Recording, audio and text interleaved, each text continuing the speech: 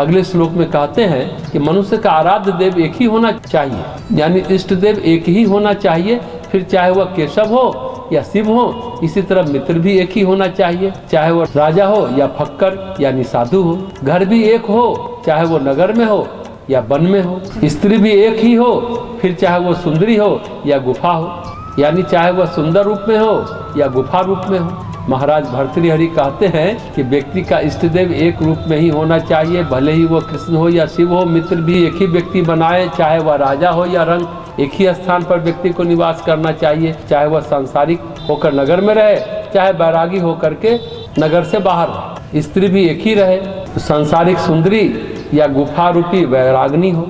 वैराग्नी को भी स्त्री की संज्ञा दी जाती है, क्योंकि उसके साथ उसके संग रहा जाता है। इस रूप में महाराज भर्तृहरि ने बहुत सुंदर उपमा दी है। अगले श्लोक में कहते हैं, नम्र होकर ऊपर उठने वाले, दूसरों के गुणों के कथन द्वारा ही अपनी गुणवत्ता प्रकट करने वाले, दूसरों के कार्य के लिए स्वयं सतत परिश्रम करते हुए ही अपना कार्य सिद्ध करने वाले, निंदा से रूखे अक्षरों से भरे मुख वाले, दुर्जनों को अपनी क्षमा द्वारा ही दूषित ठहराने वाले, अनेकों द्वारा सम्मानित और आश्चर्यकारक चरित्र वाले सत्पुरुष इस संसार में किसके पूज्य नहीं है। भर्तृहरि कहते हैं कि विनम्रता ही मनुष्य को जीवन में ऊर्ध्वगामी ऊंचा उठा सकती है।